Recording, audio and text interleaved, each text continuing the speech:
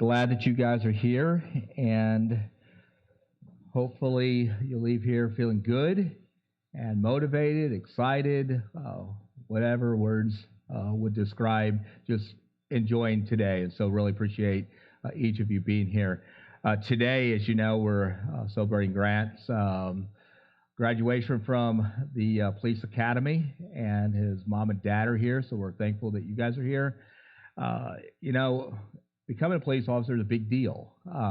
And as you know, we've supported the Madison County Police Department in a little bit of a way, just through some gestures, through a thank you gift bag, and we really believe that law enforcement is vital, and it's taken a big hit in the last few years, and for various reasons. And we want to show you, Grant, that we support you and your dad and the rest of those that work in law enforcement and respect. I remember as a little kid when a police officer would drive down our street, we'd be waving at them and we'd want to be like them. And today has been challenging in today's society, and lots of negative press. And so we want to give some positive press, and we want to show our community the need for it. So at 2 o'clock, be here for a reception for Grant, and just show your appreciation, and we'll pray over him as well, and we'll have some guest speakers at the reception that I'm excited to hear, and so just really excited about that, and really glad that we have that opportunity, and you've given us that opportunity to do that for you. So today we're going to talk about the home and family. Actually, throughout the month of May, we're going to talk about it. Next week is obviously Mother's Day, so we'll share a message about different moms in the Bible. And one in particular, I want you to look up Jochebed. She was a great woman, and so just kind of look her up and read about her from now until next week. Don't do it right now. I want you to listen to what I have to say. But do that sometime this week. And there'll be some other moms that we'll talk about next week. The home and family is important. I'm going to say at the close of this message that as the home goes, so goes the nation. I really believe that everything starts in the home. You know, if we have godly homes, we'll have godly communities. When we have a godly community, we'll have a godly state. When we have a godly state, we will have a godly nation. When we have a godly nation, it will penetrate throughout the rest of the world, and we need to really be a hallmark of what a Christian family, godly family looks like. And, you know, I grew up in a crazy home, 6 of us kids in St. Louis, and we, from the very first day, obviously I don't remember, but, you know, right after my mom, if my mom went home on a Friday from after having me, she probably was in church on Sunday, because that's the way that we grew up. And so we didn't miss it. We went 3 times a week if there was some kind of meeting. And back then they had these things called gospel meetings, and these gospel meetings lasted 2 weeks. We were there every single day. And can you imagine as a teenager going and sitting and listening to a preacher for like an hour or so? And so we did that growing up, and it was just a part of our home, part of our life. We all sat around the kitchen table for dinner. It's not like, I mean, in our home, we sit around the bar, actually, and not a bar, but a bar at home. And we eat our meal at the bar, and we all have our seats, and it's kind of nice. But growing up, you know, my dad was at the head of the table. Then my mom was over here, my brother and my sister, and all by ages, and so the food went this way. And when you're the 5th of 6 kids, you didn't get a whole lot. And you know, my mom made chicken every Wednesday. You know, we had different meals, the same meal every week on that particular day. And we loved Chicken Day, but I'd always get like the wing because all the good stuff was taken before it got around to me. And so I remember us all sitting at the dinner table. I believe that it's important to sit at the dinner table. I mean, even if it's just a husband and wife and your kids are gone or you don't have children yet, I believe that it's important to sit at the dinner table, not in the living room with your TV stands or trays and watching some TV show. I really believe that good conversation happens at the dinner table, well, in our case, at the bar. And we get to talk about our day. We get to talk about certain situations. We get to talk about life in general. And so I encourage you, if you're not doing that now, start doing it because it will change.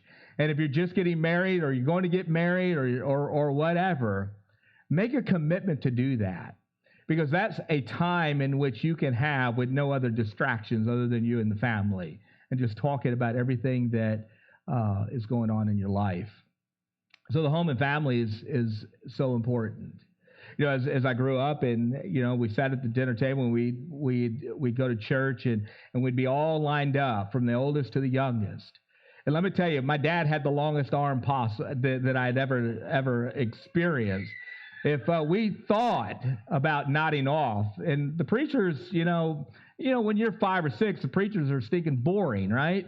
Actually, when you're 13 and 14 and 15, and maybe for some of you, when you're 48, the preacher's boring. But you know, his arm would reach all the way down. And man, we get a pinch right there on our leg. And man, it would hurt. And if we even yelled at all, you know, then we'd probably get more trouble. And so he wanted us to respect the preacher. He wanted us to hear what they had to say. And so as a person growing up in an environment like that, and seeing it now as a 54-year-old guy, I really appreciate that. I appreciate the fact that we sat at the dinner table. I appreciate the fact that we all went to a gathering place together. I appreciate the fact that we go to Grandmom's house in Arkansas and we would go to Black River and we would camp on the bank of the Black River and my dad would fish and my uncles and all would fish and we'd have big fish fries on the bank of the Black River. You know, and that's where my dad decided that I would learn swimming, and I talked to you about that. You know, he just threw me out there, and I thought I should call the cops on him because that was the wrong thing to do. You know, you just don't throw your kid out in the river. You know, and I remember just trying to swim, and I finally got back to my dad, and I would hold on to his neck and say, "Man, don't ever do that again." He'd just pick me up and he'd throw me back out there. But for him, it was a lesson that I needed to learn. And part of that lesson was to trust him. That nothing bad was going to happen to me. I had to trust him. And kids need to trust their dads. Kids need to trust their moms, that they're going to take good care of them. Not all kids get that. Not all kids live in an environment where mom and dad are good, or that they're going to take them to a church gathering, or they're going to sit around the table. Some kids just in this community are starving to death because they don't have food in the table because mom and dad just would rather spend their money on drugs or alcohol than they would taking care of their kids. I remember taking some groceries to a kid during the Christmas drive that we had, and we had taken a basket or box full of stuff, and this kid came out in this just broken down home. It was just one of the most difficult scenes to look at. All dirty. He was about 13 years old, receiving the box, and I'm thinking, where's his mom and dad? And some of these kids are growing up and raising themselves, and they don't experience a good home. And when they don't experience a good home, they become a product of their environment, and it's a trickle-down effect, and we continue to have this kind of behavior in our society. And it becomes very, very difficult to manage. And then you get all kinds of calls from people saying, can you help me? Can you help me? Can you help me? And you try to help people and you say, hey, there's a job right here for you. And they won't even take the job because they'd rather get the handout than to show their kids what hard work looks like. I mean, I believe we need to work. How about you? I believe that we need to earn a living and not just mooch off of everybody. I believe that men need to grow up and not hang on the coattails of mom and dad, and they need to take responsibility and be positive role models in their home. The same with women. I believe that they need to grow up and they need to be positive role models in their home. You know, we've kind of given passes to generations and say, you know, bless their little heart. You know, they don't know what they're doing. That was a phrase that I learned when I came to Alabama, and you did something dumb. People say, well, bless his heart. Or you looked ugly, and they say, bless his heart. He can't help it. You know, it's kind of those things. And I'm thinking, man, this is a crazy culture in Alabama. And I learned the culture. But no matter if you live in Alabama or St. Louis or anywhere across the globe, God desires for us to be good, positive role models. He desires for the home to be a functioning home that is positive, where kids are growing up in a positive atmosphere, where the Bible is read, prayers are being said to the Father, and meals are around the dinner table, and TV is a time that is a luxury time, but yet it doesn't consume the time. Now we have social media and we have our phones, and you know, all of us have a phone. And so we're so inundated by different stuff that are coming in our phones. We get all these different notifications, and we get on our phones. And my phone has a data that keeps up with how much I use in social media, or whether it's Facebook or Instagram or Google. And I was amazed one day at how much time I actually spent in social media. I mean, we may think, well, I'm just going to be here for a moment, so I'm going to look at this, and I'm going to look at it here, and I'm going to look at it there, and we spend so much time. You go to a restaurant. How many of you have ever seen an entire family's face in their phone? How many of you have seen that? How many of you are the family that does that? Right? No, we want to look at everybody else, but we don't want to look at ourselves. And I saw that we did that at times. Not always, but sometimes we're looking at our phones and we're not paying attention to each other. There's a time in which we need to put our phones down. There's a time in which we say, no, you're more important to me than what's happening on Twitter. You're more important to me than a comment made on my Facebook post. You're more important to me than what some CNN or Fox News or MSNBC says. You're more important to me. Because we're a family, we're a home. And so we have a responsibility to really focus on the home in this church, as that we work within this community to help them understand the value of being united as a family unit. Some stats I'm going to show you are alarming.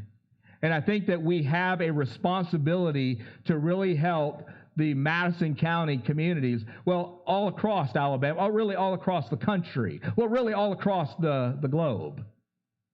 I mean, it's just not helping missionaries in India or Cameroon or Guatemala.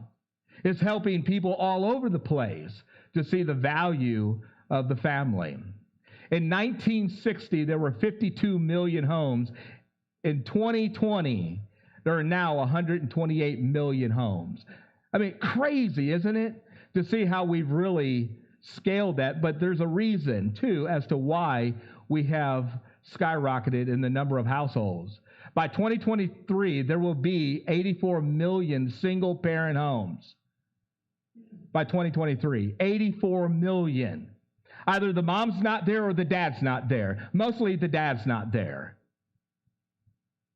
I mean, you want to have a baby, great, but take responsibility for the baby that you're having. Take responsibility for that lady, that woman that you say that you love. But so often these men are just leaving these women high and dry, and they're not taking care of their kids, and they're just living life the way that they want to live, and they're having a kid here and a kid here and a kid here, and you have all of these single-parent homes, and they're trying to survive. I mean, we have a responsibility to all of these homes. I mean, when we talk about diversity, this is part of the diversity of taking care of young moms who have children where the husband isn't around. What are we going to do about it? How are we going to help them? Are we going to open our arms up and say, you're welcome here, you matter to us?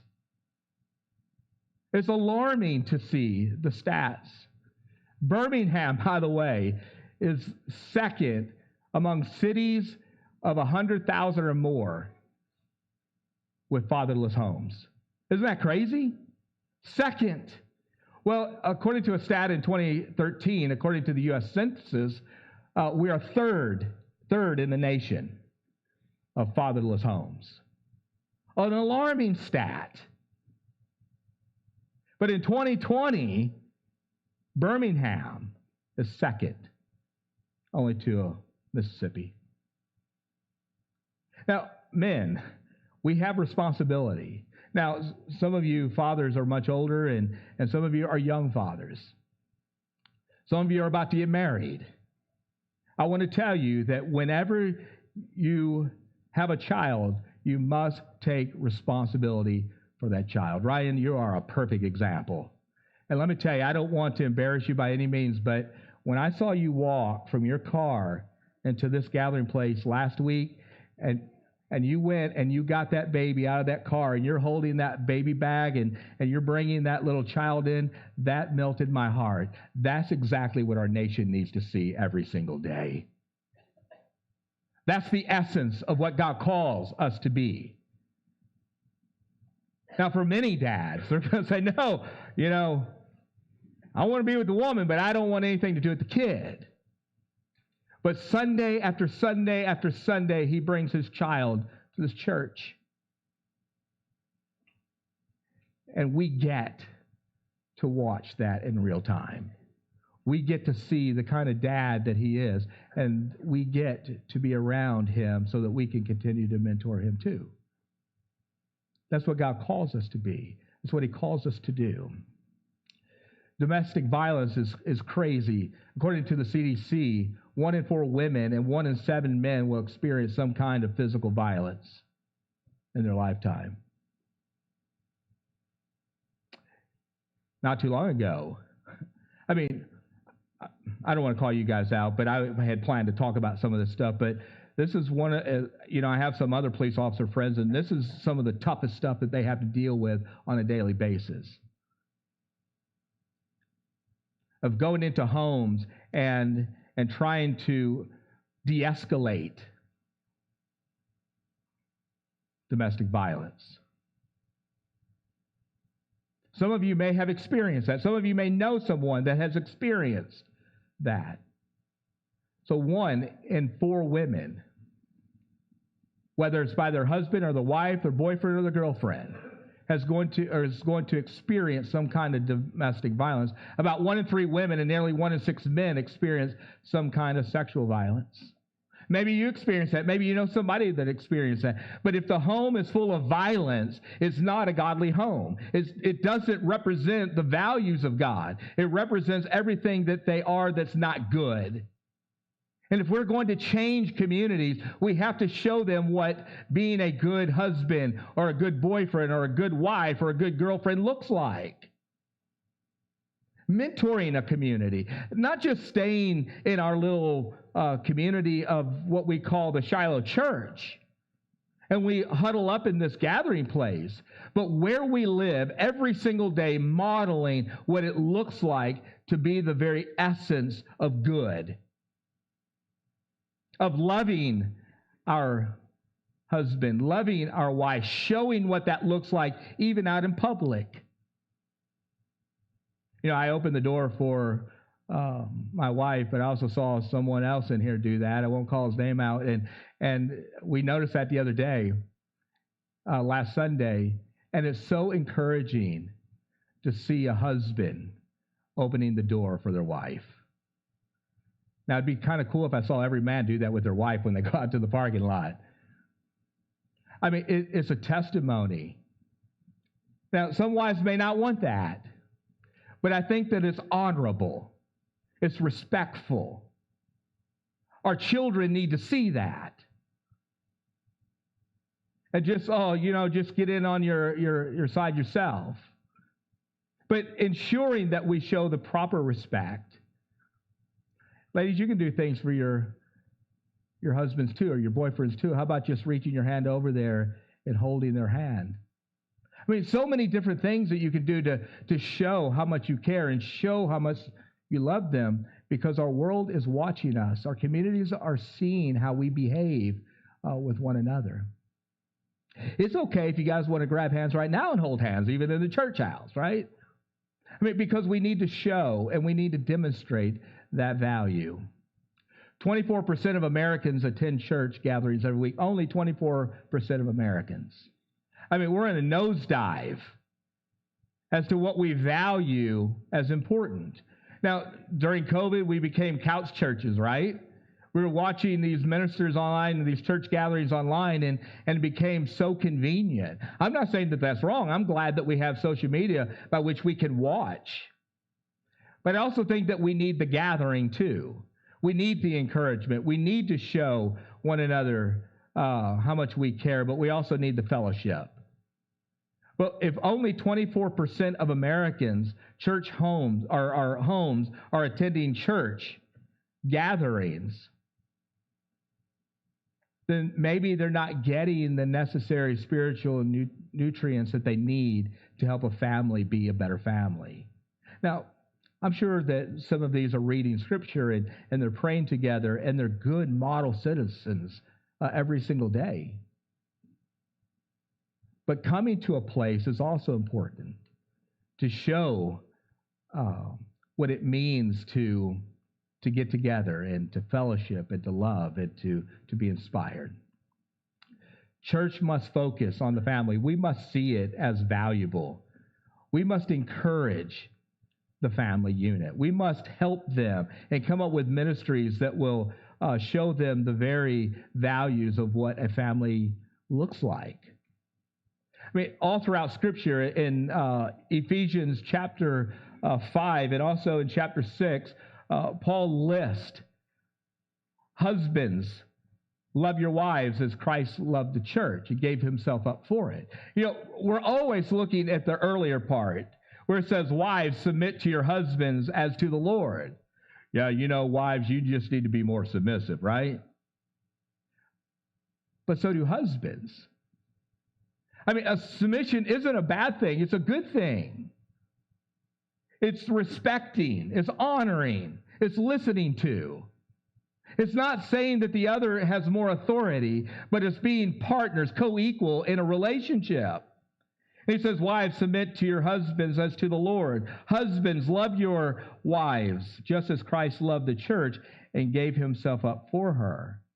Now think about that. Husbands, love your wives, just as Christ loved the church and gave himself up. He sacrificed himself. He submitted himself. He sacrificed himself. He submitted himself. Now, we need to go to the ends of the earth, husbands, to protect our wives. We need to be willing to take care of them in all aspects of life. Oh, well, you know, I go to work and I provide the money to buy the groceries and to pay the electric bill, and, you know, you should be happy. Just have my dinner ready when I get home. How many of you grew up in a society like that? I mean, that was real. You know, have your dress on when I get home. You know, you're standing behind the stove and you're cooking, and, you know, it's the leave it to Beaver mentality. Leave it to Beaver is long gone. So we also need to embrace the very fact that women are just as valuable. Our country hasn't always seen it that way. They bring just as much value to the home as the husband does. They're just as smart, if not smarter, than the husband. They're gifted, they're talented. They can go to work. They can have careers, but that wasn't always in our nation. Now we have some women who make more money than men. That's okay. Learn how to work together. The home is so crucially important. And so he says, wives, submit. Husbands, submit. He says to the children, children, obey your parents in the Lord, for this is right. Children, obey. Submit. Submit to your parents. It's not a bad thing to listen to your parents. Actually, it's a good thing. Do what they tell you to do. You know, we live in this, you know, they call it the woke society. I mean, the cancel society, the every kind of society. And I want to tell some of these kids, grow up. Maybe part of the problem is they weren't disciplined when they were a little child, and so therefore they can do whatever they want to do. Discipline is not a bad thing. It's a good thing. How to discipline is important. growing up, and I told you that my dad had the whipping tree, and I had to go down and cut my own switch, and I get whacked pretty good. I mean, it wasn't something I really enjoyed. But when I look back and I look at the fact that my dad disciplined me, he says because he loved me. I didn't believe it at the time. I thought he was a mean man. But maybe for a purpose, this is what you have to deal with because of the behavior that you were involved in. So there's consequence to bad behavior. There's rewards to good behavior. It's okay to tell your kids no.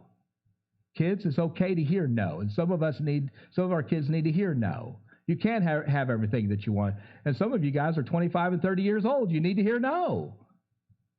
They still get everything that they want. They live on the banks of their parents, the dollars of their parents. And sometimes you have to say no to them. So the church must focus on the family. As the family goes, so goes the church. And I want to tell you as I conclude that 1 Corinthians 13 is so crucially important for us because this is how the home needs to be. A home that loves, is patient, kind, protects, trusts, hopes, and perseveres. That's what he says.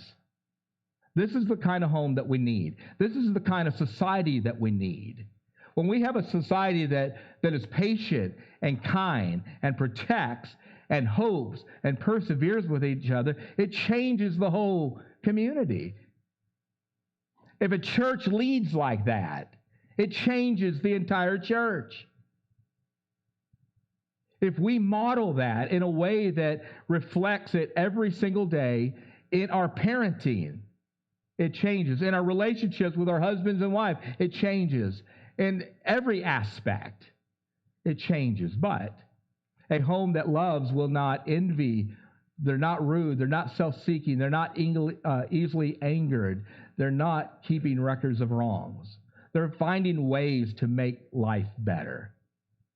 You know that last one, keeping records of wrongs? Have you ever had an argument and your wife or your husband gets all history on you? They go way back. Man, you did this then. And I'm thinking, okay, well, you've forgiven me of that. Why are you going all history on me? And they give you a list of everything that you've ever done. One of the things that we need to figure out how to do is not keep records of wrongs. Once we forgive, and we move on. We work through it. We somehow try to figure out how to have a better relationship so that we can have a better marriage, so that we can have a better home, because our kids are watching us. And by the way, don't forget that the things that you say, especially those that have had kids or have kids now, they hear what you're saying in the back seat. They hear what you're saying in the house. Be careful what you're saying, because your kids don't always need to hear what you're saying. I mean, they might want to know. They might want you to tell them. They don't need to read everything that you get. They need to respect your privacy. We also need to respect our kids' privacy to a point. If that's the phone that you're paying for, you have every right to look at that phone. You have every right to look at that phone. Now, most kids will say, no, I don't want you to look at my phone. Yeah, give me your phone. Because that's protecting your kid. There was a girl in Florence, Alabama, that was messaging a guy out of Texas. He comes up, shows up, girl gets in the car, and he goes back to Texas. I mean, it was a crazy situation. And I'm thinking, okay, why aren't the parents checking her phone? Now, maybe we don't always have to monitor it, but there are things that you can put on a phone for a 13-year-old girl or a 13-year-old boy. You shouldn't have access to everything. We have to help them see the responsibility, because not everything that they get, or want rather, they should get. Take responsibility for that. The home starts with us. A better home starts with us. A better community starts with us who decide to have a better home. So today, as I kick off or launch the home series, I hope that you will be inspired to really think about some things that I talked about as you get into the car, as you sit at the dinner table, as you spend your work or your week going to work and coming home from work and just connecting with each other. Send text or send or write little notes or or just be simply encouraging to one another, and it will help a marriage. It will help your kids. It will help the entire home relationship, and it will make not only for your home to be better, but for the community to be better and the rest of the world to be better. It begins with us, really. It really begins with us. So as we sing the song, I want you to think about your own relationship that you have in your own home. Maybe you guys need to have a little family meeting today and just discuss some things that may not have been right. Husbands and wives, maybe you need to talk in the car and say, you know what? I want to be a better husband. I want to be a better wife. Maybe you ought to open the door up. And wives don't say, well, the preacher told you to do that. I mean, don't say that. And yeah, I did. But don't say that. Make it look a little spontaneous. Ladies, as you reach over to hold your husband's hand, husbands don't say, well, the preacher said do that. Allow this moment to be an opportunity to grow. Maybe we've gotten stagnant in our relationship. Maybe we need to rekindle the fire. Maybe we need to have more conversations. Maybe our kids need to have more conversation, and maybe they need to have some tough conversations. But we need to begin today.